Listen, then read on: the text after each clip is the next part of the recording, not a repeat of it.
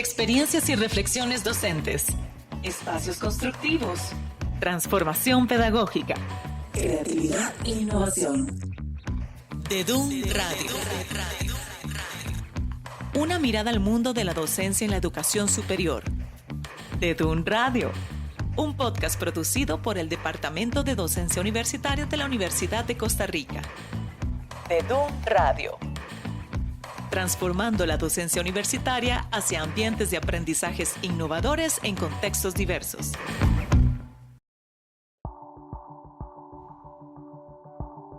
Buen día, gracias por escucharnos. Esto es DEDUN Radio y yo soy Carolina Campos. Agustín Gómez es nuestro experto invitado. Él es investigador tanto en el Centro de Investigación Observatorio del Desarrollo de la Universidad de Costa Rica como en el Observatorio MIPYMES en la Universidad Estatal a Distancia. También en la UNED, él es líder del equipo de inteligencia artificial. Cuando él y yo conversamos la primera vez para definir el enfoque de esta conversación, me di cuenta de la enorme cantidad de temas que pueden debatirse sobre la temática de la inteligencia artificial. Retos, beneficios, implicaciones éticas, recursos, brechas generacionales. Y es que no todos estamos en la misma página en cuanto a este tema. Mientras que algunas personas son expertas, otras temen al tema y otras ni siquiera sabían que hace mucho tiempo utilizan la inteligencia artificial en su día a día. Agustín sugirió un tema que recientemente está generando los nuevos debates: la inteligencia artificial en la sombra y cómo podemos administrarla. Mi recomendación para ustedes es que si todavía tienen muchas dudas de qué es y qué no es la inteligencia artificial, se hagan un recorrido en su buscador de confianza y ya con conceptos básicos escuchar este episodio, o que escuchen el podcast, tomen notas de algunos conceptos claves que no les quedaron claro y al final los buscan. Espero que disfruten de este episodio y que no se queden en la sombra.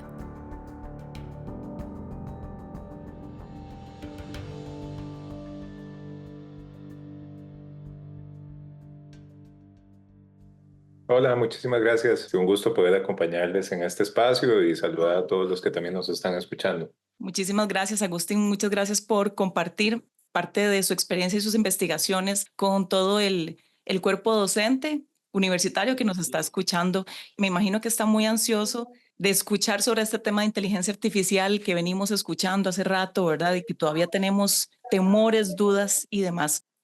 Con este tema que vamos a tratar, lo que queremos es dar a conocer el impacto de las herramientas de la inteligencia artificial en el sistema educativo y la necesidad de generar orientaciones académicas para su utilización dentro del ámbito educativo. Entonces, Agustín, ¿qué tal si empezamos a hablar sobre este concepto y la definición del shadow dentro de la inteligencia artificial?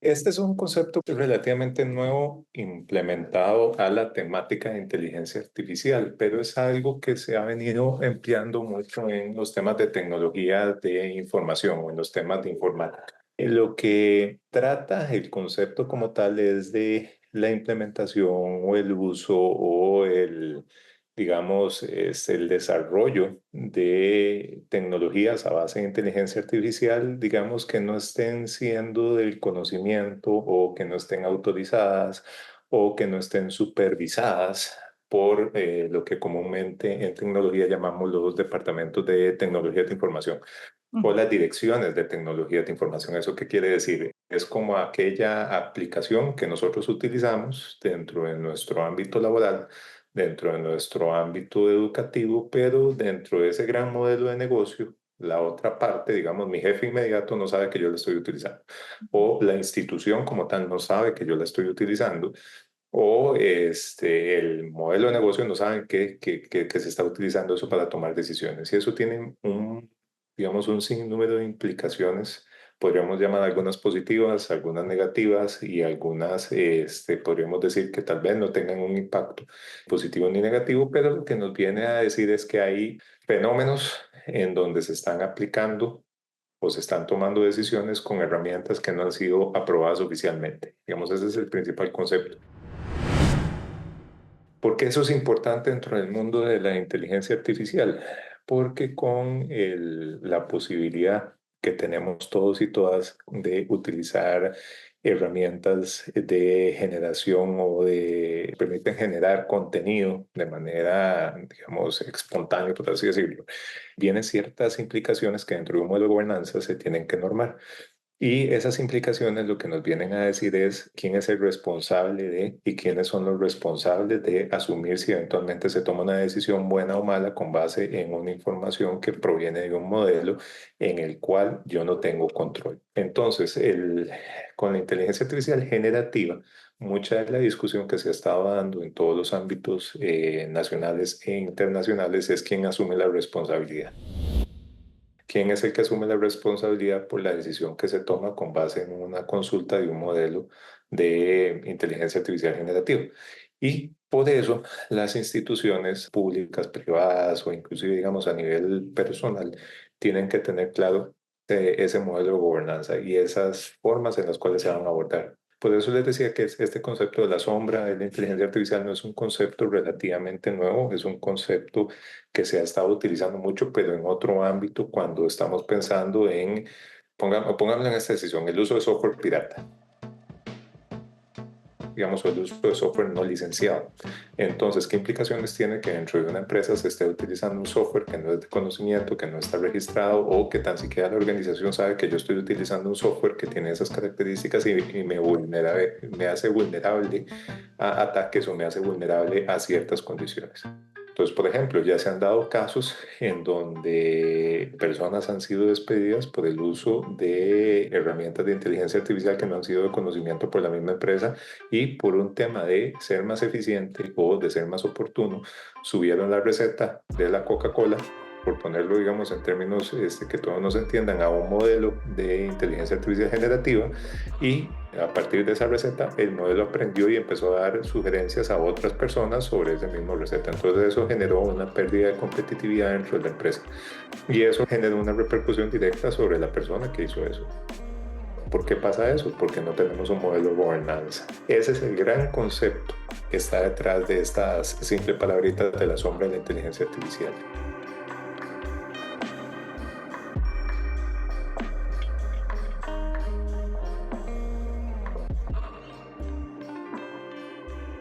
Y eso pasa en todos los ámbitos. Si nos vamos al ámbito educativo y si nos vamos al ámbito educativo universitario o educativo, digamos, primario y secundario, muchas de las personas pueden estar utilizando métodos o herramientas de inteligencia artificial y tan siquiera se están cuestionando si mi institución lo permite. Si mi institución me facilita estas herramientas, si la institución está de acuerdo con que yo use estas herramientas, si la institución se va a tener, digamos, algún grado de corresponsabilidad si algo sale mal con una decisión que yo estoy tomando con base en esta herramienta.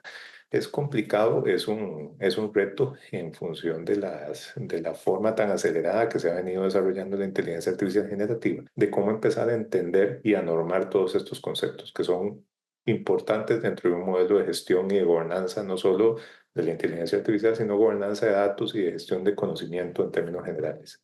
Una consulta, porque yo estuve buscando un poco de información sobre este tema, específicamente dentro de la educación superior. En realidad no encontré lo que buscaba porque la mayoría de ejemplos venían relacionados, como lo estás diciendo ahorita, a nivel empresarial.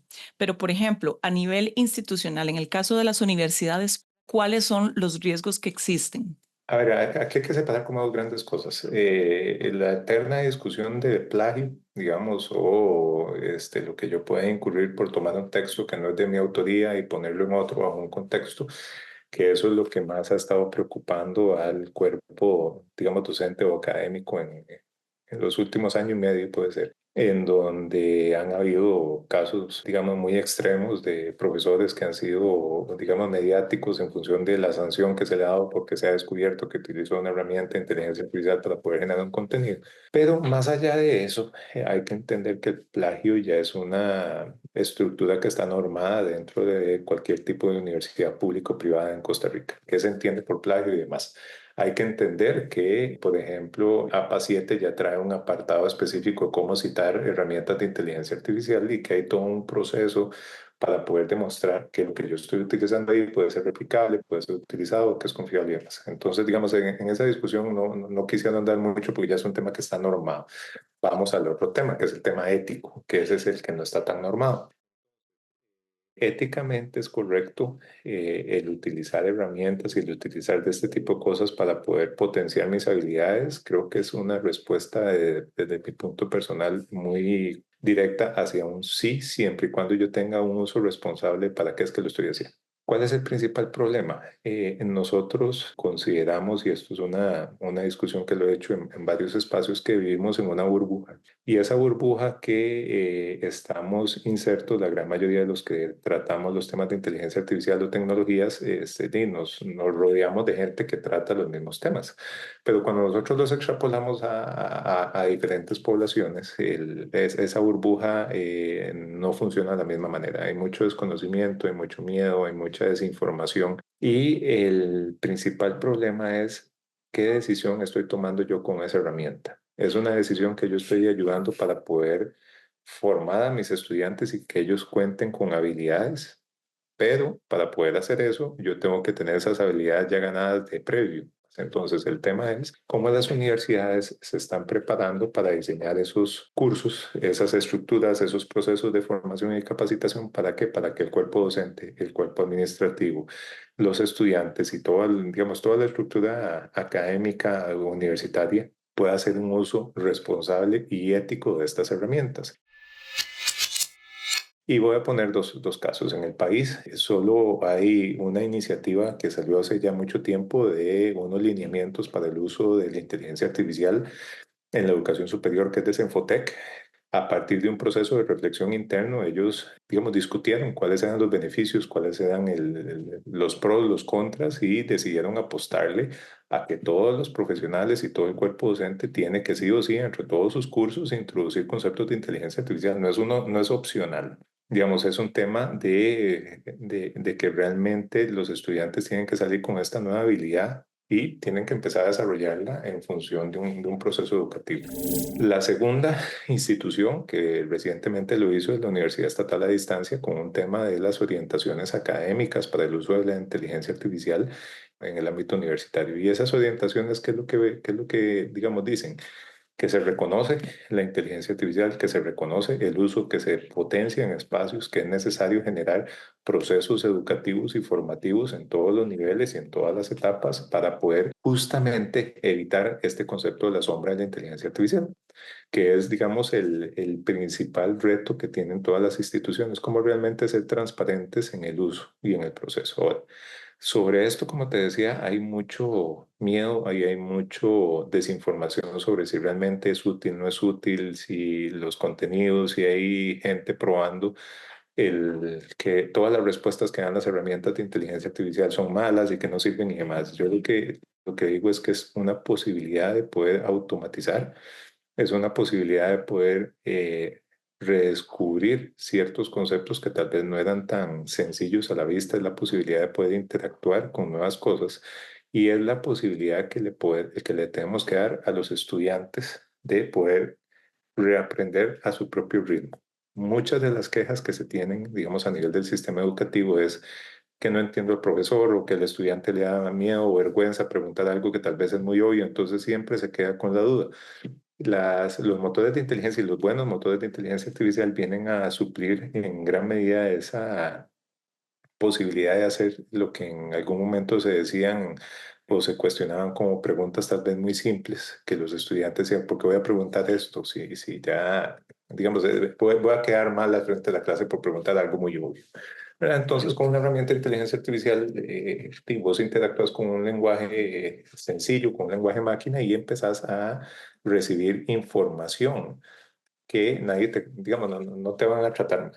Entonces, si nosotros tenemos en cuenta que hay una serie de herramientas que ahorita son muy buenas, que los modelos son muy buenos y que los modelos van a ir mejorando en el tiempo, proyectémonos de aquí a un año. Las posibilidades de aprender, las posibilidades de optimizar, las posibilidades de hacer más eficiente tu trabajo dentro del ámbito universitario van a ser muchísimo mayores. Ahora, ¿cuál es el principal problema? no hay una estructura clara de inversión en herramientas de inteligencia artificial que sean accesibles para todo el mundo. Digamos, muchas de las universidades que se están viendo beneficiadas del uso de estas son las universidades norteamericanas que están haciendo alianzas con Microsoft o que ya tienen alianzas con Microsoft o que están haciendo alianzas con OpenAI en específico para incluir licencias para sus estudiantes para que puedan hacer uso de esto. ¿Por qué? Porque lastimosamente la tecnología y el acceso a herramientas de inteligencia artificial tiene un costo y ese costo, más allá de que sea un valor simbólico de $20 al mes o, el precio que le quieras poner, viene a cerrar una brecha de entre los que pueden pagar y los que no pueden pagar, de los que eventualmente saben que existen las herramientas de inteligencia artificial a los que no existen y de los que saben que existen si las pueden utilizar o no. Entonces, al fin y al cabo es un árbol de decisiones un poco complejo para poder decir si realmente las universidades estamos o no preparadas para. Pero el asunto es que no es algo que nosotros debamos ver como un cometa que pasa. Es algo que eventualmente tenemos que subirnos en ese cometa, aunque sea en la cola, digamos, pero hay que subirse en ese cometa. Y eso no solo aplica para el tutor o el profesor y el estudiante, aplica también para el ámbito administrativo. Muchas de las optimizaciones están en función de las reuniones.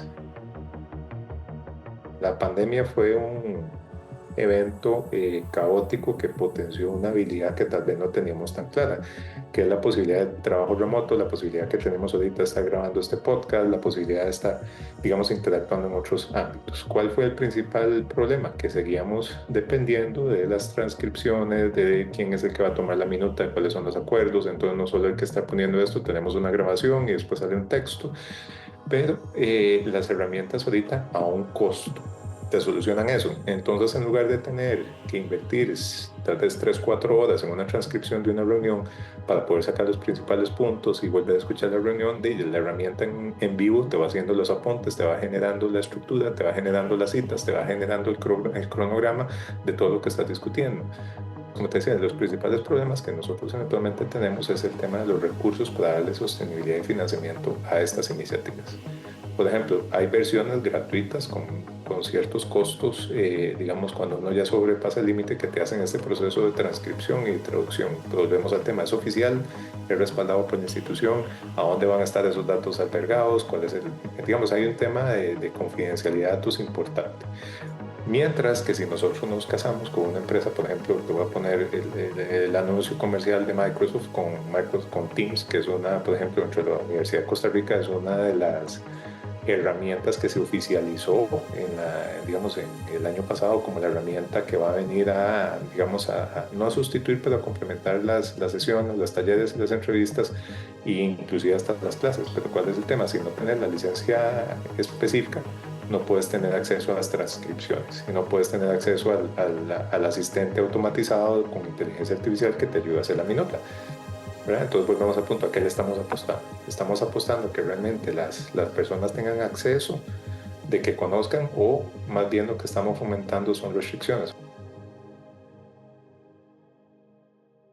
Estamos hablando de que eso se tiene que hacer con prototipos, con proyectos piloto, para ir viendo cómo funciona, cómo se almacena, porque al fin y al cabo, entre más usuarios estén haciendo uso de la herramienta y más compleja se va a volver la misma, ¿verdad? Y las tarifas van a ser un poco diferentes.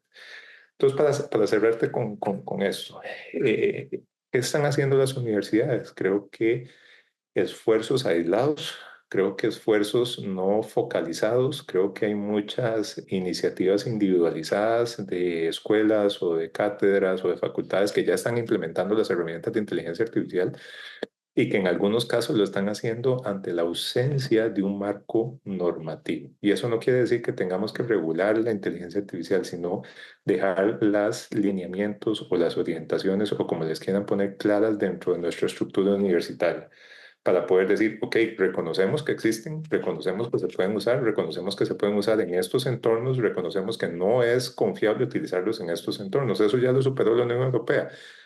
¿Cuánto duró? Y un año un poquito. De hecho, ahora en agosto ya entra en vigencia el acto de la normativa europea para el tema de inteligencia artificial, en donde lo deja muy claro en niveles. ¿Qué no se va a utilizar? ¿Para qué nunca la vamos a utilizar? ¿En qué se puede utilizar con ciertas precauciones? Y en qué puedes utilizarla en el ámbito libre y digamos todo bien. ¿Qué va a pasar en Costa Rica? Estás escuchando De DUM Radio. Transformando la docencia universitaria.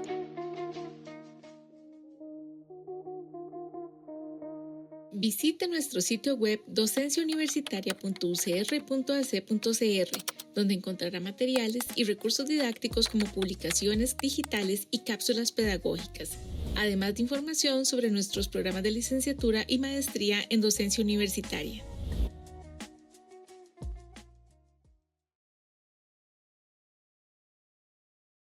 El Ministerio de Ciencia y Tecnología sacó una estrategia de inteligencia artificial que con bombos y platillos le iban a lanzar hace un par de meses y quedó en el olvido. Lo desconvocaron a 5 días del lanzamiento. Entonces uno se puede decir, bueno, ojalá la desconvocaran para mejorarla o qué fue lo que pasó, ¿verdad? Pero lo que salga ya sale atrasado. Es que ese es el problema con esto. Digamos, uno lo que tiene que pensar son lineamientos o normas muy grandes y apostarle a la capacitación, a la formación permanente. Y ese es el principal problema. ¿Quién es el que va a estar liderando eso dentro de las universidades? Usted lidera el equipo de inteligencia artificial en la Universidad Estatal de la Distancia, ¿verdad? Me gustaría que nos comentara un poco del trabajo que están haciendo, qué es exactamente este equipo, qué es lo que está haciendo y cuánto tiempo tienen de estar trabajando. Yo trabajo en el Observatorio de la Micro, Pequeña y Mediana Empresa ya por varios años en la Vicerrectoría de Investigación en la Universidad Estatal de la Distancia. Y por formación, yo soy estadístico y tengo una maestría en sistemas de información. Entonces, el ámbito de la informática siempre me ha llamado mucho la atención y con la mezcla de estadística, entonces se ha potenciado ciertas cosas. A partir del Día de la Innovación y la Creatividad, hace casi 2 años, a partir de una solicitud que nos hicieron llegar desde Transformación Digital para ver el apoyo que nosotros le podíamos dar, se nos ocurrió empezar a tocar, porque no tocamos el tema de inteligencia artificial. Ya para ese momento OpenAI tenía dos meses, 3 meses de haber liberado su primer modelo de inteligencia artificial generativa. Y decidimos emprender en conjunto con Transformación Digital una serie de espacios para discutir qué es, digamos, qué eran los principios y para qué servía. Eso nos llevó a crear un programa mensual que se llama Inspira, que está en la página de YouTube, en el canal de YouTube de Transformación Digital de la Universidad Estatal a Distancia, y los puedo invitar a que lo puedan escuchar, en donde abordamos múltiples temas. Y conformamos un equipo multidisciplinario dentro de Transformación Digital para atender esto. Literalmente fue una oportunidad para crear y conformar un equipo que tuviera las características para poder socializar, abordar y comprender qué era la inteligencia artificial y cómo se podía aplicar al ámbito académico. Llevamos ya casi 2 años de estar conformados digamos, como equipo. Los 2 años los cumplimos ahora a fin de año, ya digamos, los 2 años de venir trabajando en estos temas. Y lo que nos hemos enfocado en una primera etapa fue a socializar, digamos, a enviarle a todos los funcionarios cápsulas de qué es inteligencia, para qué sirve, cuáles son los espacios y demás. Después lo que decidimos fue hacer un diagnóstico. Quién lo usa, cómo lo usa, para qué lo usa, si lo usan, si no lo conocen, ¿verdad? Ese tipo de cosas. Y es interesante que dentro del mismo cuerpo docente de la UNED había muchas personas que lo habían mencionado, pero digamos no estaban haciendo nada, y habían otras que ya lo estaban implementando dentro de sus cursos. Entonces lo que quisimos fue tratar de apoyar el trabajo que ellos están haciendo desde las cátedras y tratar de sistematizar lo que son buenas y malas experiencias que han tenido con estas herramientas, porque aquí se da los dos mundos, digamos, no hay un mundo feliz, hay un mundo siempre de grises y hay un mundo de colores. ¿Y cuál fue el proceso que ellos siguieron? Entonces ahorita estamos enfocados en esa documentación de cuáles fueron digamos, en la escuela de la Cátedra de Ciencias de la Administración, en la Cátedra de Informática, cuáles son los procesos inclusive que se están llevando dentro de departamentos, qué se está haciendo desde la Dirección de Tecnologías de Información, qué negociaciones inclusive podemos hacer con las empresas privadas que nos suministran ciertos servicios para incluir estos temas dentro del quehacer universitario. Y a partir de todo eso empezamos a propiciar el tema de las orientaciones académicas. La posición de la Universidad Estatal a Distancia fue una posición consensuada de meses de trabajo en donde invitamos a casi que toda la estructura universitaria de transformación digital a participar en la co-creación de estas orientaciones académicas y logramos que saliera como un acuerdo de consejo universitario, de consejo de rectoría, y ahorita está en consejo universitario volviéndose una política institucional, lo que son el uso de la inteligencia artificial dentro del ámbito académico. ¿Y que estamos ahora enfocados? A construir módulos de capacitación y formación en inteligencia artificial. ¿Para quién? Para docentes, tutores, para el personal administrativo y para el personal estudiantil. ¿Por qué? Porque si vimos la necesidad y fue un proceso natural de que nos empezaran a llegar consultas, es que necesitamos formarnos, es que necesitamos conocer, es que cuáles hay, cuál es uso, que si uso una paga, que digamos la eterna discusión de si pago o no pago y de cuál es la mejor para esto que yo estoy trabajando. Y de forma espontánea también tuvimos la oportunidad de generar una prueba piloto con algunas cátedras con un motor de inteligencia artificial de una universidad estatal a distancia en Canadá, digamos el homólogo de nosotros en Canadá. Ellos la diseñaron para tutores como tal y para estudiantes. Entonces también nos dimos el espacio de ver si funcionaría dentro de la misma universidad esta estructura. Obviamente la respuesta es sí, sí funciona, pero la respuesta es que ocupamos también tener las reglas claras de cómo lo vamos a aplicar. Eso es lo que hemos venido trabajando. ¿Cuál es la idea? Que en el segundo semestre, o sea, a partir de agosto, ya nosotros podamos tener una oferta programática clara que podamos liberar no solo para funcionarios UNED en esta primera etapa, sino para funcionarios o público general costarricense o internacional. Que si quiere llevar los cursos, que si quiere llevar el módulo, que lo pueda llevar, que lo pueda, digamos, matricular y que pueda tener su microcredencial o su certificación en esas habilidades. ¿Cuál es el reto? De que es un curso que va a tener que estar en constante actualización y en constante repensamiento. ¿Por qué? Porque a la hora de montar un curso no es como matemática 101, que la matemática no te va a cambiar a lo largo del tiempo. Lo que hoy tenemos dentro de 6 meses ya va a estar obsoleto. Entonces, si queremos realmente apostar a procesos de formación, es un curso que yo siempre les digo a los compañeros de transformación digital que tenemos que pensar 6 meses en el futuro, tenemos que estar en el presente, pero tenemos que estar viendo en el pasado. Entonces, eso es una dinámica muy complicada si uno no está acostumbrado a este tipo de cosas. Una de las razones por las que en el país y en otros lugares ha costado tanto el tema de la regulación, por el tema de que tendría que estarse actualizando constantemente, modificándose. Es que yo creo que la regulación la han visto como censura en muchos de los países. Entonces, como es algo que yo no entiendo, que no controlo, entonces mejor lo censuro. Eso pasó en Italia, pasó en otros lados, pero digamos estuvo muy asociado al mal uso que se le estaba dando, digamos, con el deepfake y con todas las, digamos, las no bondades, el lado oscuro, por así decirlo, de la inteligencia artificial. Ahora, ¿qué es lo que pasa? No es algo que vos puedas regular, digamos, de una manera tan sencilla. ¿Por qué? Porque no es algo que se esté creando, digamos, como vos puedes crear un carro, entonces vos puedes crear la regulación que está en función de los parámetros de seguridad y demás. Es algo que se está manejando en dos grandes potencias, China, Estados Unidos, digamos, que son los que están liderando los temas de inteligencia artificial, y en empresas privadas, digamos, o que sean de capital social abierto, como OpenAI. Pero el problema es que no es algo que es propio del país. Digamos, en Costa Rica yo he sido muy claro, a pesar de que pueden existir muy buenas iniciativas de herramientas o de programas de inteligencia artificial desarrollados en Costa Rica, no estamos en capacidad de poder crear digamos, un homólogo de OpenAI para Costa Rica.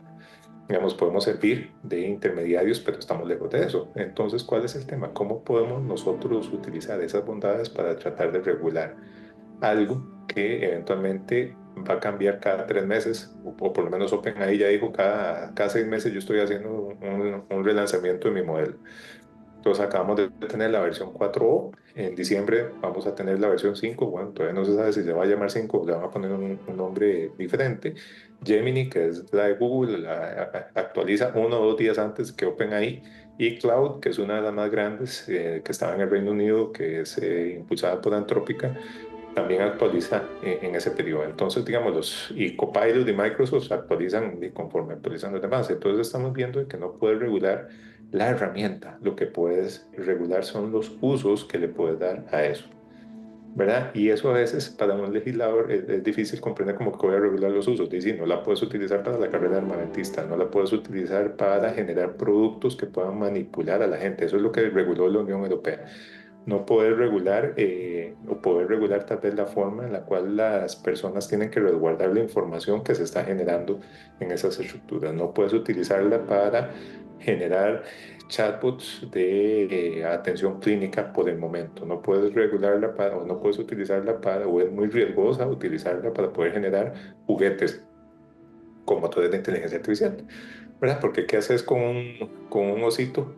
Y se lo das a un chiquito que está potenciado por un motor de herramienta de inteligencia artificial en donde el chiquito empieza a interactuar con el robot, digamos, con el juguetito.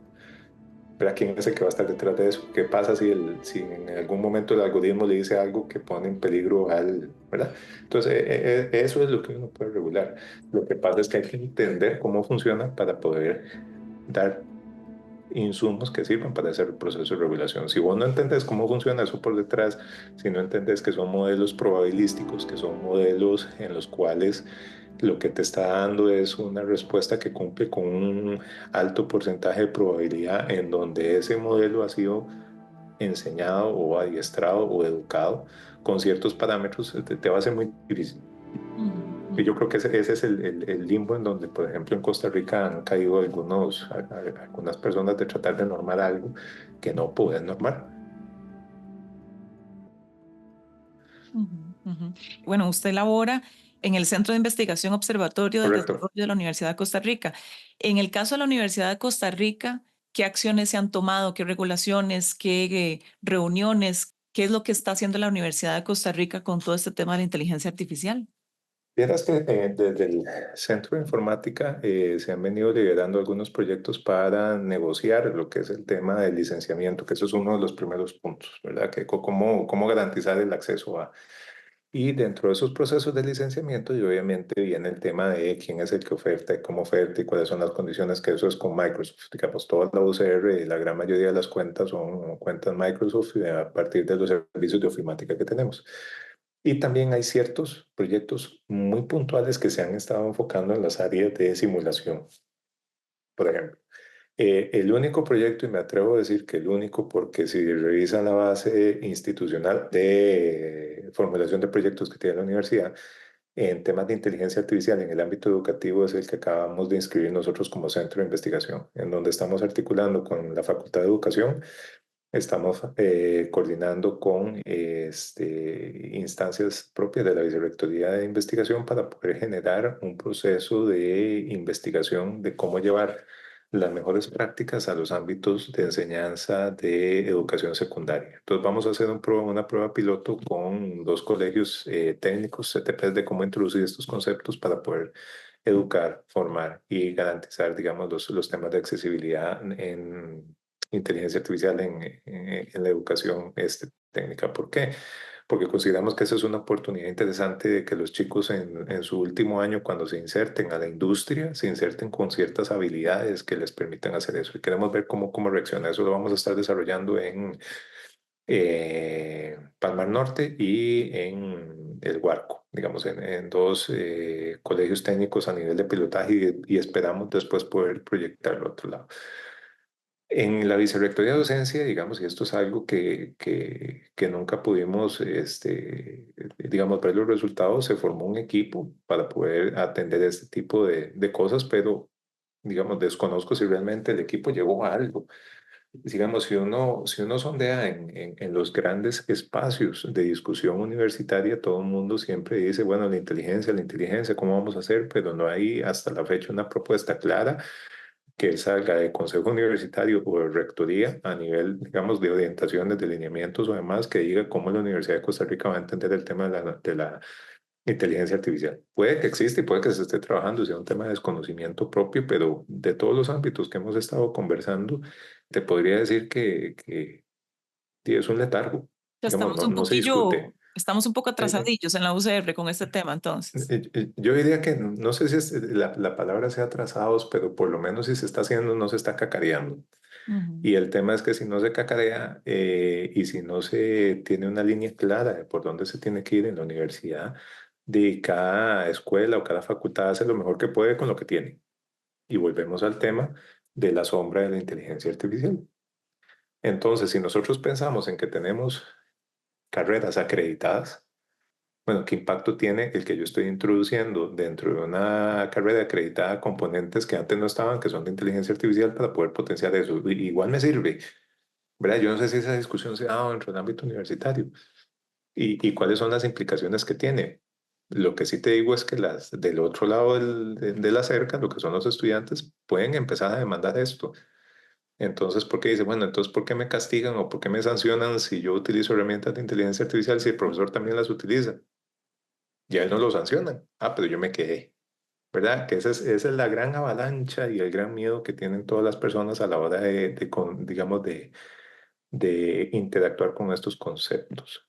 Yo mm, mejor no lo uso para no decirle a los estudiantes que lo puedan utilizar, entonces yo sí los puedo sancionar. Es que a veces no se trata de jugar a ser Dios, a veces lo que se trata es de realmente entender para qué sirve cada cosa. mm, Y por eso te digo, tal vez la palabra no se ha trazado, la palabra es que tal vez ni siquiera ha iniciado esa discusión dentro del ámbito universitario. O si inició, puede que se haya quedado de camino. ¿Y qué es lo que está pasando? La inteligencia artificial va a un ritmo de crecimiento exponencial. ¿Eso qué significa? Cada 3, cada 2, cada 6 meses la cosa se está duplicando, triplicando, cuadriplicando. Entonces va a llegar un momento, perdón, en donde el accionar que va a tener que hacer la universidad va a ser demasiado grande, el esfuerzo que se tiene que hacer en función de cerrar esa brecha. Entonces, va a pasar, digamos, como el momento en donde tenés un cuello de botella que lo que haces es liberarlo. Entonces, cuando liberas el cuello de botella, ¿qué pasa? O todo se inunda o eventualmente se llega a estabilizar dentro de un cierto tiempo, pero toda esa estampida te generó un efecto importante y significativo dentro del proceso educativo. Eso es lo que nosotros estamos tratando de generar esta discusión con los proyectos que estamos desarrollando dentro del Observatorio del Desarrollo, tratando de posicionar ese tema más allá de, por ejemplo, las encuestas de opinión que ha hecho la Escuela Estadística o que ha hecho el CIEP a nivel nacional de si lo usan o no lo usan. Eso sí, esos son grandes parámetros para poder entender que vivimos en una burbuja en temas de inteligencia artificial. ujú. Pero eso también nos ayuda a definir cuáles son las próximas rutas que hay que hacer y cuáles son los proyectos de investigación que hay que hacer. Ahorita te digo que tenemos un proyecto de investigación básica para poder identificar cuáles son las mejores prácticas en el uso de herramientas de inteligencia artificial en el ámbito educativo, que son múltiples. La UNESCO fue una de las primeras que reaccionó en este tema y sacó uno de los lineamientos que acaba de actualizar sobre cómo realmente se tiene que utilizar los motores o las herramientas de inteligencia artificial dentro de los espacios educativos. Pero volvemos al punto. A veces las universidades somos ese dinosaurio que cuesta mucho mover o Mm, ese elefante blanco que cuesta mucho mover. Y en temas de inteligencia artificial, si no te mueves, te va a dejar el tren. Ese es el problema. Y el problema es que te va a dejar el tren y alguien va a venir a brindar ese servicio de tren. Entonces, y ese alguien ahorita son las universidades privadas. Las universidades privadas tienen un currículum muy interesante que ya lo están ofreciendo de carreras enfocadas a temas de inteligencia artificial con especialidades. Cada uno podría decir, bueno, es que eso va a pasar de moda. Es muy probable que pase de moda, puede que dentro de 5 años estemos hablando de otro concepto, pero el tema es que saben aprovechar las oportunidades. Hay una cosa que no me queda muy clara, ¿verdad? Las regulaciones tienen que partir o tendrían que partir desde cada instancia, cada, qué sé yo, cada universidad, o es algo, No, o son regulaciones a nivel nacional. el ámbito nacional yo lo entendería como una regulación si vos querés comercializar con herramientas de inteligencia artificial. O sea, si vos querés lucrar o generar desarrollo o tener acceso, que son, digamos que es como el mismo tema de la Agencia de Protección de Datos, que cubre el ámbito nacional porque todas las operadoras o el sistema financiero, digamos, todas las empresas que manejan datos personales tienen que tener un marco regulatorio.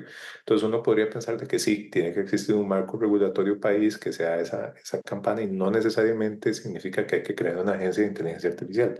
Puede que en algún momento lleguemos a esa discusión. En Chile se creó el Centro Nacional de Inteligencia Artificial como una iniciativa de las principales universidades más grandes públicas de Chile para tratar de proponer ese tema. Digamos, de cómo se iban y se volvió un centro de capacitación e información y un centro de generación de política pública en temas de inteligencia artificial.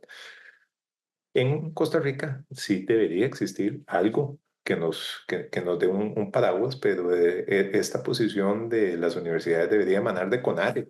Todas las universidades como tal estamos enfocadas hacia el mismo proceso. Digamos, es un proceso educativo de investigación, digamos, de formación, educación e investigación.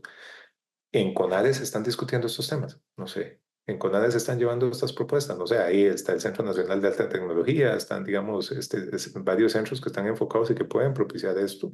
De hecho, hay una red de investigación en alta tecnología a nivel de toda América, digamos, de Centroamérica y Sudamérica en temas de docencia e investigación y demás, del cual podrían emanar estos grandes conceptos.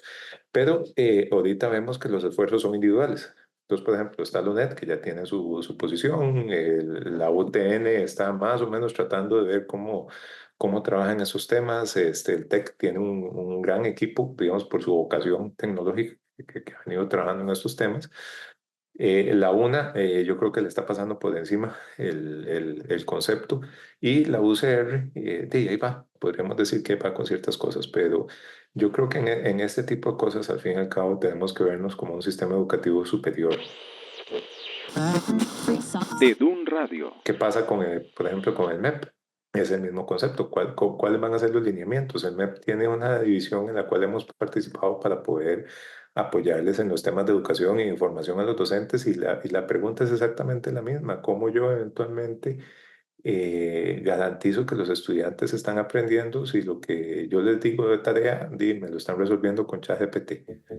Volvemos al tema, es que el problema no es ese, el problema es que tenés que cambiar la forma en la cual estás enseñando y tenés que cambiar las herramientas y los ejercicios para que los estudiantes potencien a partir de eso y enseñarle a pensar a la gente.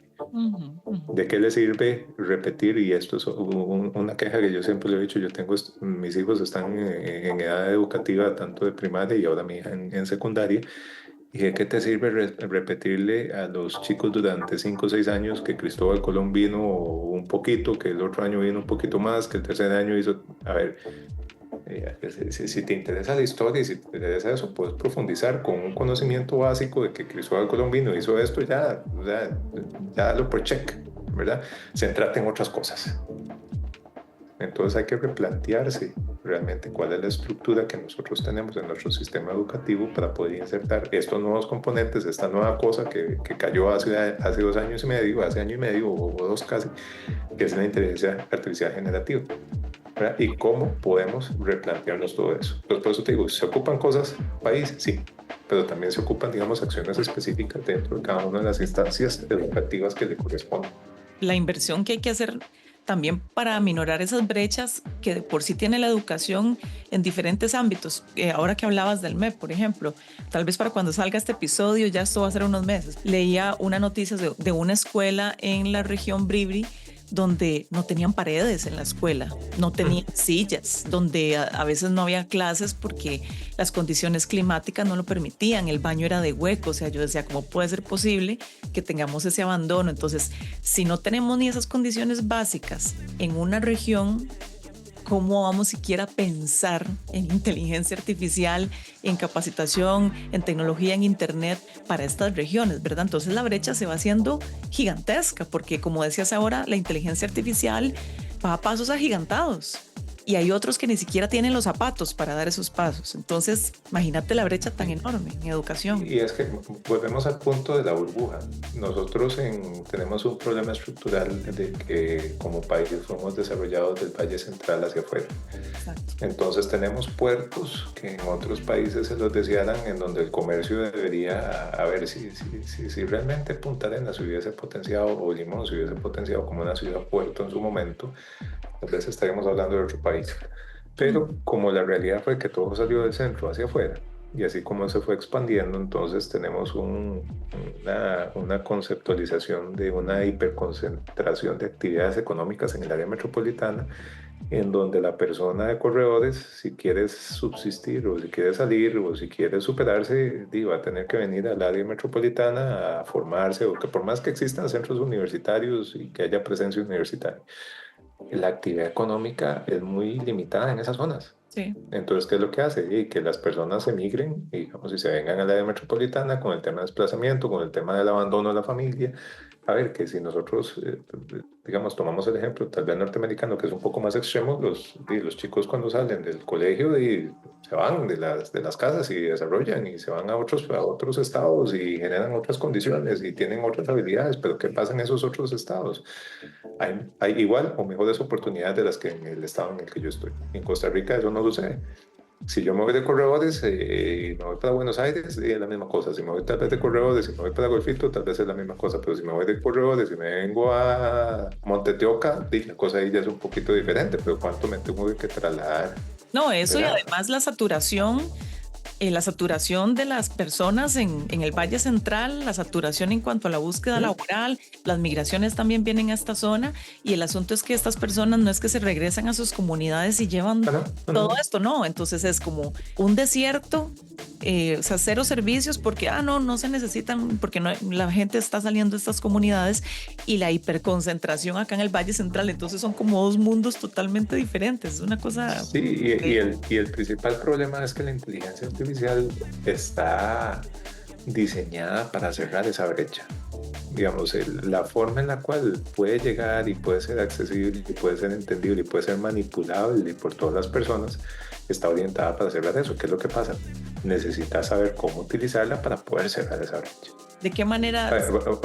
Volvemos al punto.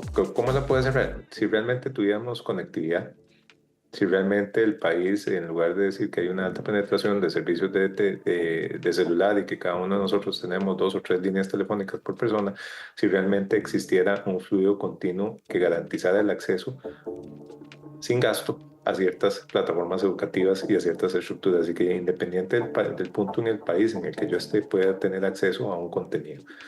Ahora, ¿qué pasa? Cuando ya supero esa barrera, la siguiente es si la interlocución o la persona que está en el medio, que es el docente, el académico, está formado para que me ayude a cerrar esas brechas y que me oriente a cómo cerrar esas brechas.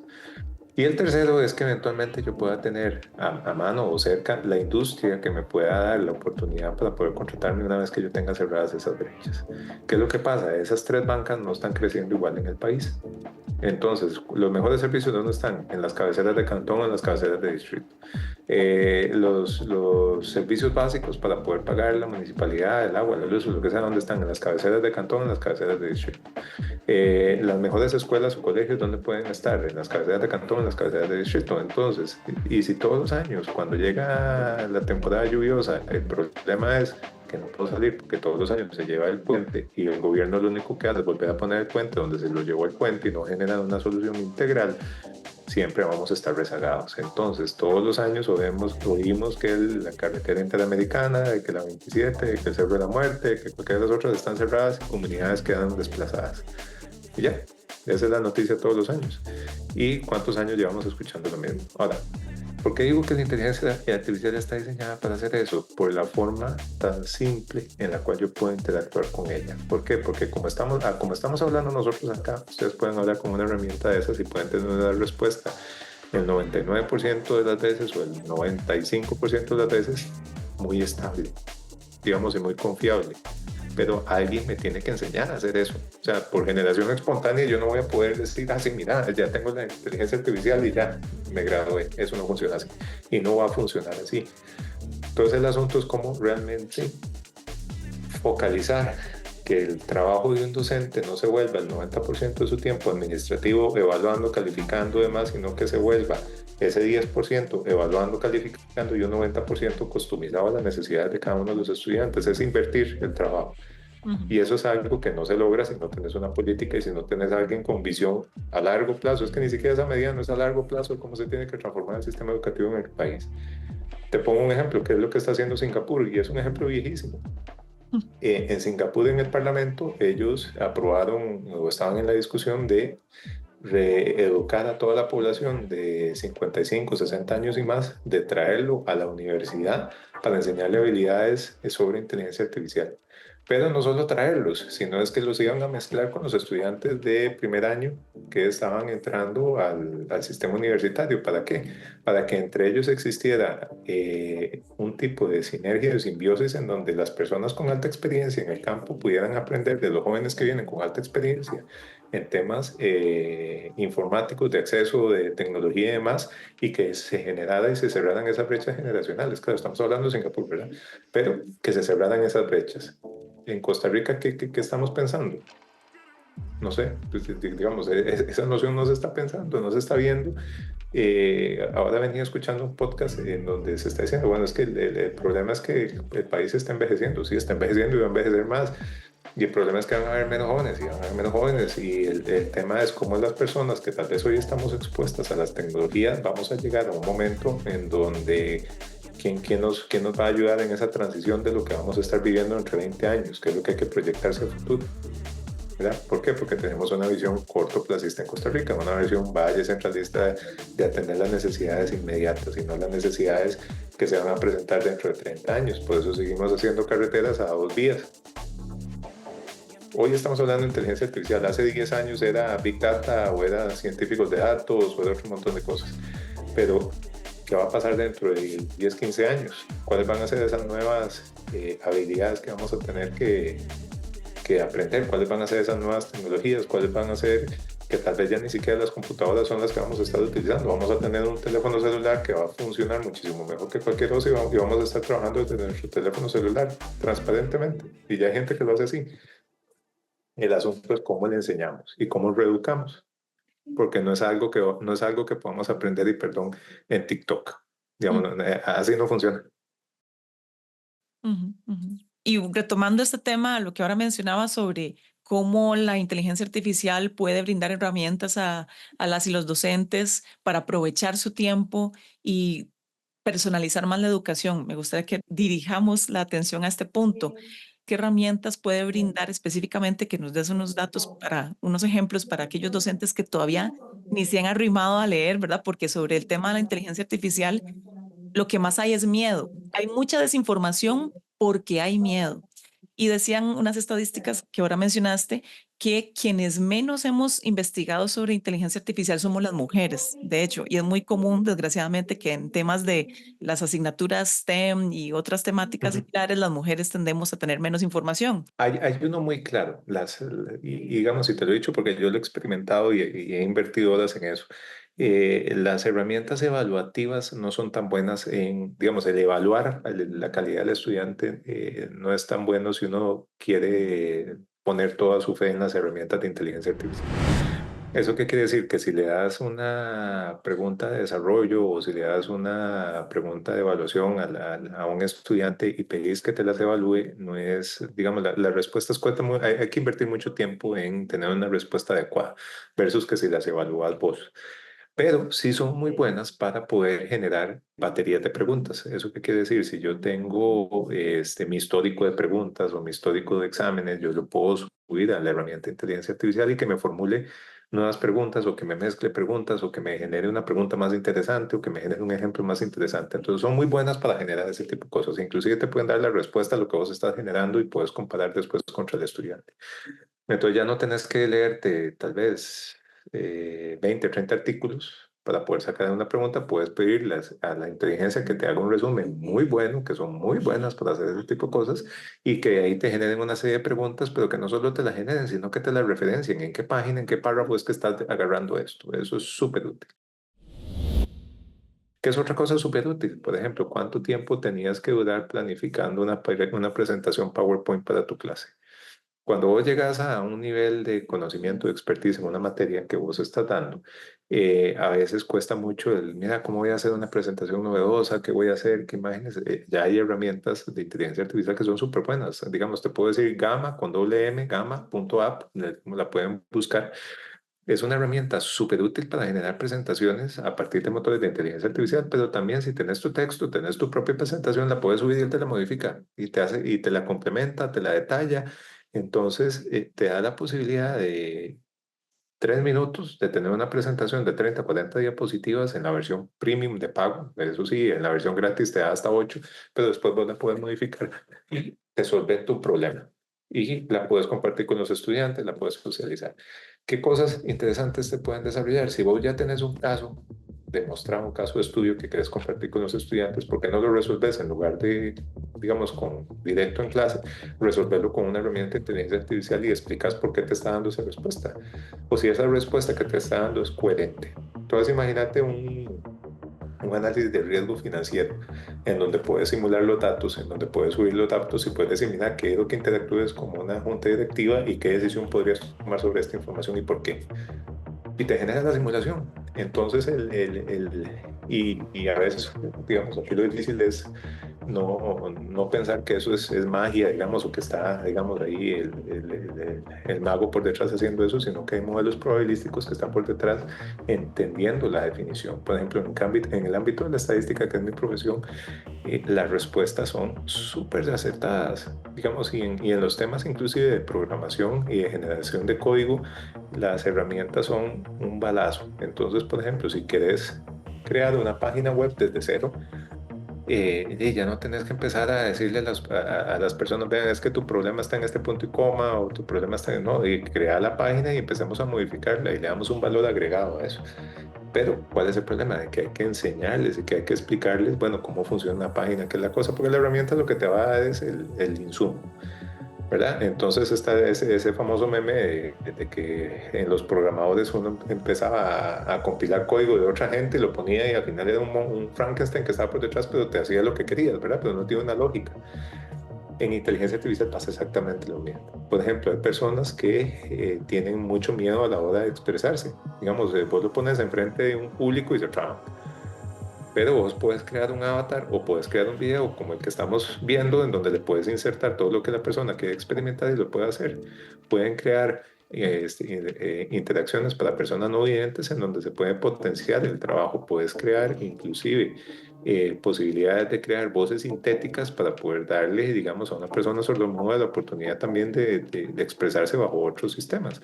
Entonces yo creo que en cada uno de los ámbitos hay opciones que pueden estar utilizando los docentes que les pueden agilizar el 90% de sus preocupaciones.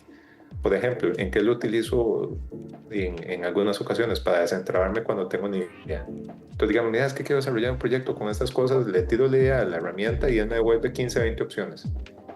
Y mira, yo no había pensado en esta opción.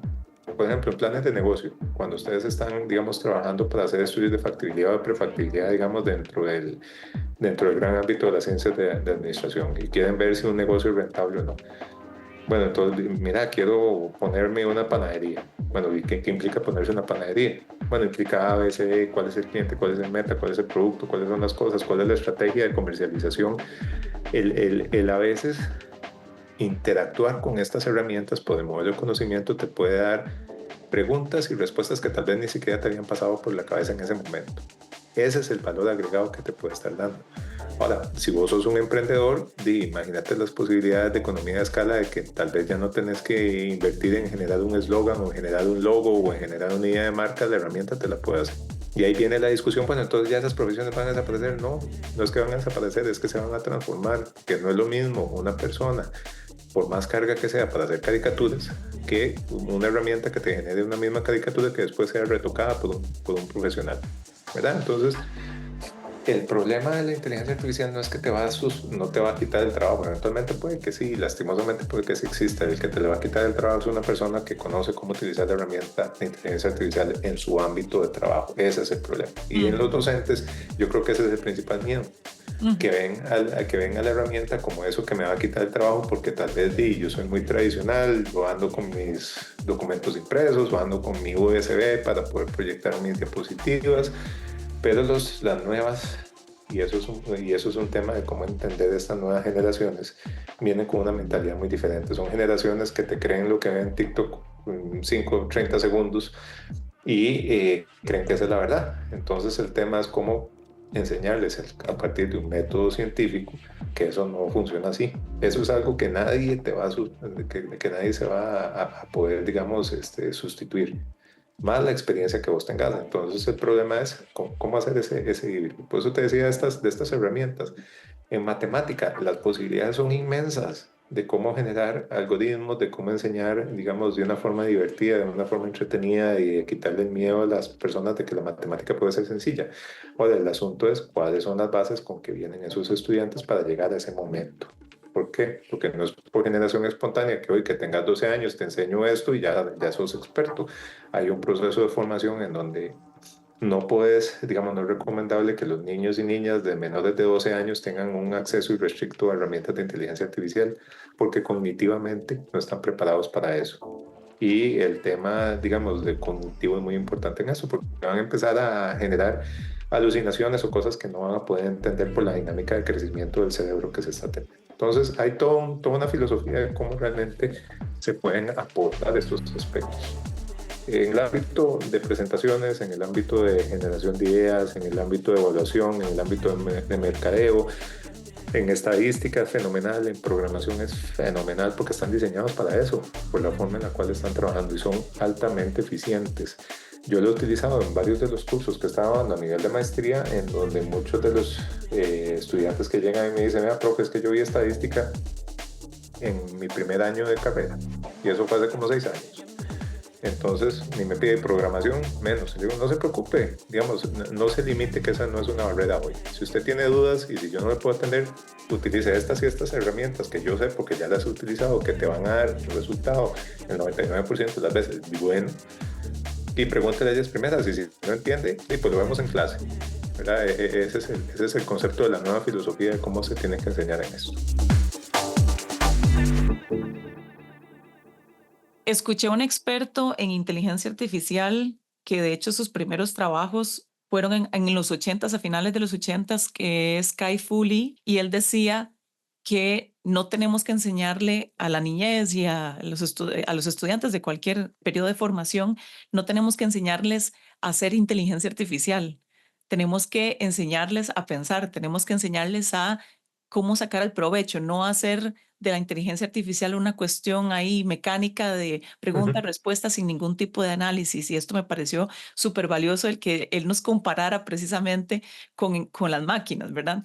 Él y también Cristina Aranda en estos videos muy buenos de la BBVA que están en YouTube, tocan muchísimos temas sobre educación y les invito a buscar videos sobre la inteligencia artificial, los desafíos y demás que hay en este canal, porque tocan temas muy, muy, muy importantes. Y uno de ellos era también el pensamiento crítico, cómo utilizamos estas herramientas. Entonces me gustaría que nos comentaras cómo pueden las instituciones educativas equilibrar la innovación tecnológica con la preservación de las habilidades tradicionales del pensamiento crítico. Por ejemplo, y no es por hacer propaganda, ni mucho menos. Mis 2 hijos están también en lo que son los guías Scout. La filosofía que ellos tienen de poder abordar la vida y la cosmovisión, digamos, a partir de las cosas básicas de cómo hacerse responsable tan siquiera de pagar el bus para poder ir de un punto a otro. Y cuánta plata la que tengo que utilizar y si me tienen que dar vuelto, no me tienen que dar vuelto. Y cuál es la relación interpersonal que yo tengo que tener con otras personas. De buenos días, buenas tardes, ¿cómo está? Eso se ha perdido. Digamos, eso se ha perdido a nivel país.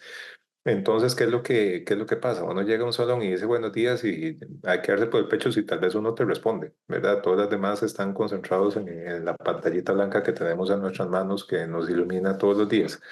Entonces, hay ciertas cosas que nosotros necesitamos rescatar y volver a reenseñarle a las generaciones. Por eso, digamos, muchas de las escuelas en las cuales mezclan la vida cotidiana con las enseñanzas tienen mucho éxito en el desarrollo personal de una persona, digamos, en la formación de una persona, de cómo cultivar, de cómo generar, de cómo preocuparse por las demás.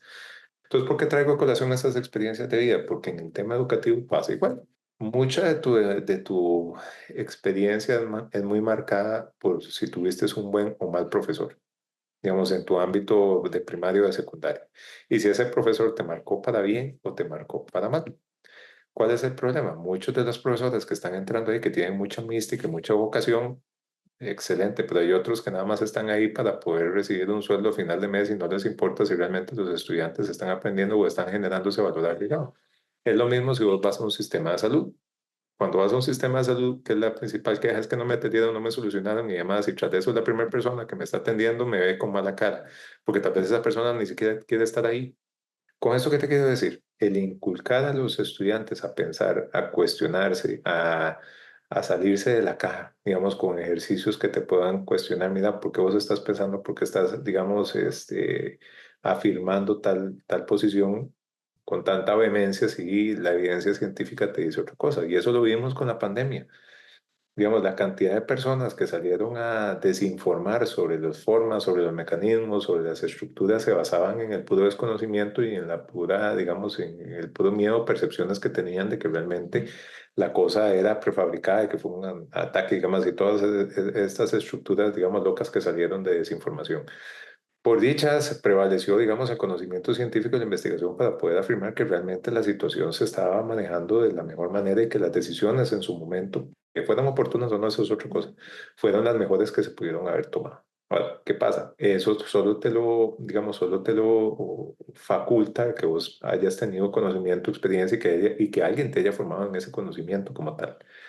En el sistema educativo, digamos, actual, yo creo que es necesario volver a retomar eso, de realmente enseñarle a las personas de que no viven en una burbuja que es la que ven en televisión, digamos, en donde todo el mundo gana dinero haciendo un videíto, que es lo que ahora todo el mundo quiere hacer. Digamos, el CONADE hace un par de años sacó que una de las principales carreras que querían hacer los estudiantes cuando era influencer, ¿verdad? Y uno se pone a cuestionar, bueno, si esa es la perspectiva que están teniendo los estudiantes, hay algo que se está haciendo mal y hay algo que no está calando en el sistema educativo. El asunto es que en la vida cotidiana tenés que pagar impuestos, tenés que ir a la municipalidad, tenés que gestionar tu vida, tenés que gestionar un montón de cosas que nadie te prepara hasta que estés en ese momento. Lastimosamente, y esto es algo, y no quiero que se malinterprete, no todas las personas nacen para seguir una carrera universitaria. Ujú, ujú, total, No todos, por múltiples razones. múltiples razones y está Digamos, bien. y está bien. ¿Cuál es el plan B? Ujú, ¿Verdad? ¿Cuál es el plan B que le estamos dando a esas personas? ujú, Estamos hablando de semiconductores, estamos hablando de un montón de cosas en el país, pero ¿cuál es el plan B que se le está dando a esas personas en esa formación para poder insertarlas dentro de un mercado laboral? Entonces, cuando nosotros vemos eso, creo que es importante tener en cuenta de que tenemos Costa Rica muy diferentes y que tenemos necesidades muy diferentes y que la educación tiene que ser el ABC para todos que tengan las mismas herramientas, pero en algunas comunidades tenemos que potenciar un poco más algunas cosas. Y tenemos que potenciarle a las personas de que realmente vale la pena pensar y vale la pena leer y vale la pena, digamos, cuestionarse y ujú, vale la pena cuestionar si realmente lo que yo estoy escuchando en las noticias o lo que estoy escuchando en el tele, lo que estoy escuchando en el radio es cierto. ¿Y cómo lo hago? Leyendo y investigando. ujú, ¿Verdad? Entonces volvemos al tema. ¿Cómo estamos formando a los docentes para que enseñen a leer, a investigar, entender la cultura general y empezar a entender cómo se leen artículos científicos, cómo se leen investigación, cómo sé si yo lo que estoy leyendo lo hizo alguien, digamos, que lo montó en 3 segundos? Y eso es uno de los riesgos de la inteligencia artificial, de que hay mucha información que está siendo generada a manera de desinformación y las personas no tienen el criterio para poder decir eso es real o no es real. Esa es la legislación que, volviendo al tema, hace falta. ujú. Esto que decía sobre el pensar, sobre que no sea algo que se tenga que ir a la universidad para aprenderlo, que no sea que en Ujú. el futuro una persona que no fue a la universidad porque no tuvo la oportunidad o porque no quiso, porque no fue su elección, que no tenga que ser discriminada como y tachada de una persona que no piensa, ah, Ujú. no, es que esta persona, de como no fue a la universidad, no sabe tal y tal, ¿verdad? O sea, que la universidad no sea la única forma de llegar a desarrollar un pensamiento crítico. Es que esto es algo que puede, no que puede, que tiene que integrarse Tiene en que, la escuela, la búsqueda de soluciones, la búsqueda de soluciones a conflictos, la búsqueda de soluciones a problemáticas, el cuestionarse, lo que decías ahora, el cuestionarse desde pequeña, desde pequeños, si lo que yo estoy escuchando me dice esta persona es así o debo aceptarlo, porque desgraciadamente el país de nosotros es muy claro, pequeñito y está todo centrado como en una cultura que siempre nos ha querido emparejar. Cuesta mucho que se nos invite a pensar diferente de otras personas y a buscar nuestras propias soluciones. Siempre estamos como esperando a que nos den la solución, el gobierno, la municipalidad. Es que a mí en la universidad no me enseñaron esto y cuando salí a trabajar, siempre como que queremos dejar estas responsabilidades de solucionarnos en otras a un entidades, en tercero. otras Ujú. personas, ¿verdad? Y esto no puede ser así. O sea, no, vos deberías poder desde muy pequeña, desde muy pequeño, empezar a cuestionar, empezar a a tener este pensamiento crítico que te haga buscar mejores soluciones de mejor calidad, y no solo para vos, sino además que esas soluciones que tengas, esas ideas, no afecten el medio ambiente, no afecten a las demás personas, y que incluya el beneficio, el bienestar de la mayoría de las personas en general, ¿verdad? Entonces, esto suena algo como muy básico y muy obvio, pero es que no lo tenemos. Entonces, ¿cómo queremos? No, es que el asunto, yo creo que digamos, la inversión en el sistema educativo fue muy bueno en su momento para poder alfabetizar al país. Digamos, que todo el mundo sepa leer y escribir, y es algo muy mecánico. Digamos, aunque cognitivamente es súper complejo aprender a escribir y hablar bien, digamos, el país invirtió mucho en eso. Pasó mucho tiempo después invirtiendo en los temas de formación, digamos, en los temas de maquila, digamos, y manufactura, que todo el mundo tenía que aprender a hacer cositas. Digamos, antes el maestro, y te lo digo, mi mamá fue maestra, mi papá fue agricultor, el maestro era una persona de muchísimo más respeto que te podría decir que inclusive el presidente, digamos, en su momento. Y ahorita el maestro más bien se ve como la persona que me llega a incomodar. ¿Cómo realmente nosotros repensarnos como sociedad para poder aprovechar todo esto que se está dando? Y no desaprovecharlo de la manera en que eventualmente se están dando con los temas del apagón educativo, con los temas, digamos, asociados a la penetración del narcotráfico o de las bandas en sistemas educativos para capturar a los chicos y poder, digamos, meterlos como, digamos, como gatilleros, pongamos en los términos que inclusive el mismo Poder Judicial y el organismo de investigación judicial ha estado, digamos, diciendo en las noticias últimamente. Y cómo realmente repensarnos en un lugar en donde la distribución de la riqueza no es pareja y las oportunidades no son parejas. Entonces, cuando tenemos altas asimetrías y le metemos el concepto de inteligencia artificial y le metemos otros conceptos, entonces la brecha se va haciendo más grande, porque está diciendo, eso que está allá, eso no es para mí, lo que yo ocupo es el arroz y los frijoles. Entonces, ¿cómo yo hago el arroz y los frijoles? Me salgo a trabajar, me meto a hacer otras cosas, dejo los estudios botados, pero tampoco nos han enseñado, y eso quedó muy claro en la pandemia, a estudiar a distancia, ¿verdad? No nos han enseñado a hacer un uso responsable de nuestro tiempo. Ujú. Entonces, ¿qué es lo que generalmente hacemos? Dejamos todo de último. Y como dejamos todo de último y apareció ChatGPT me soluciona en segundos algo que yo tenía que tener listo, y ese es el riesgo. Digamos, ese es el riesgo que nosotros debemos estar prestándole atención. No si realmente la inteligencia artificial es buena o la inteligencia artificial es mala, es realmente que se está utilizando como un mecanismo para cumplir un ABC que me están pidiendo. Y yo ya cumplí el ABC, no me importa si aprendí o no.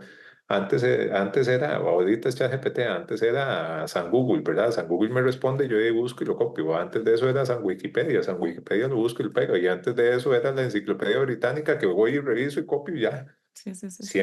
Siempre han existido estas cosas. Lo que pasa es que nunca hemos tal vez aprovechado la ola para poder, digamos, potenciar a la siguiente generación.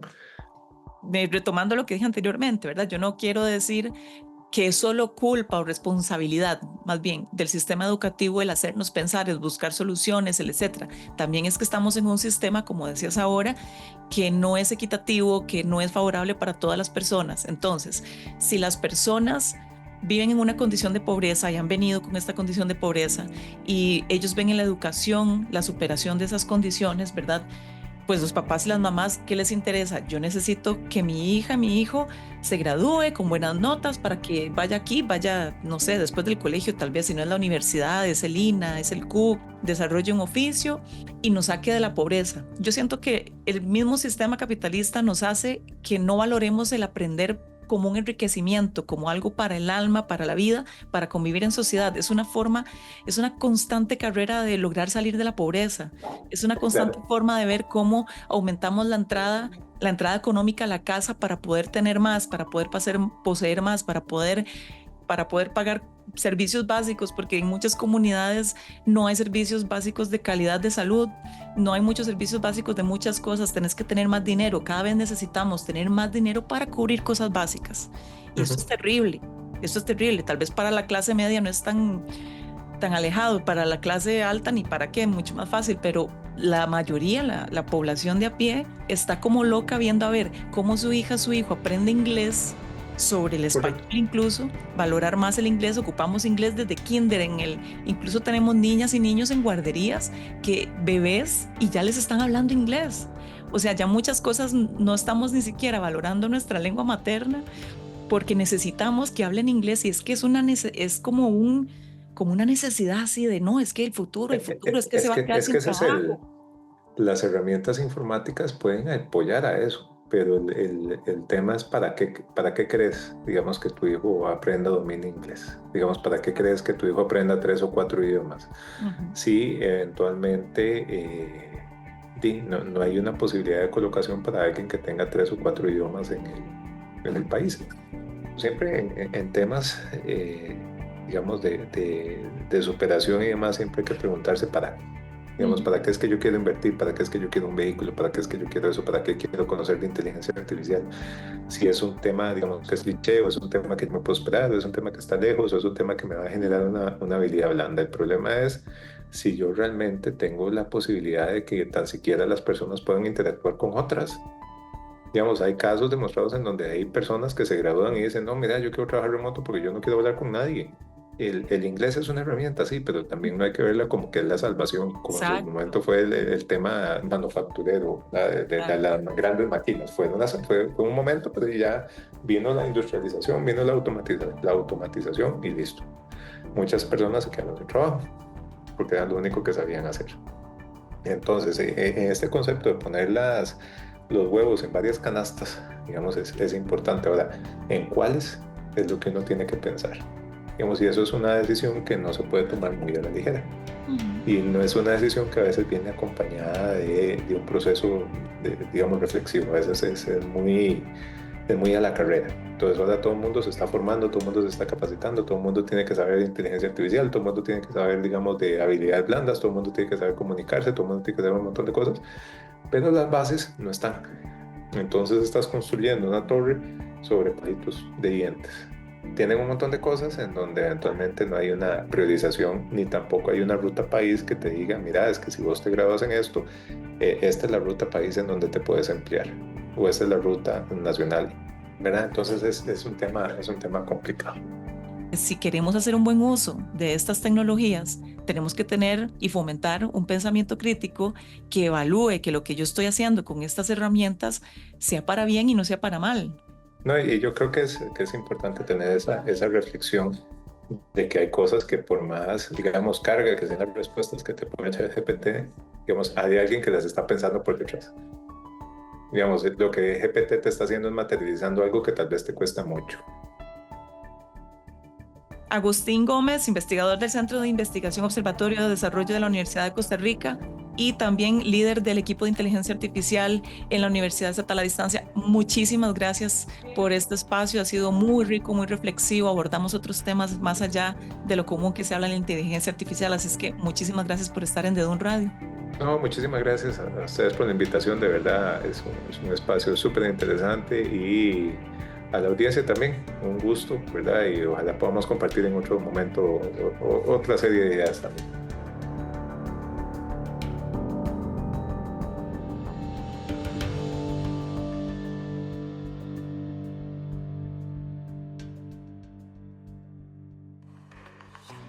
Dedun Radio es una producción del Departamento de Docencia Universitaria de la Universidad de Costa Rica.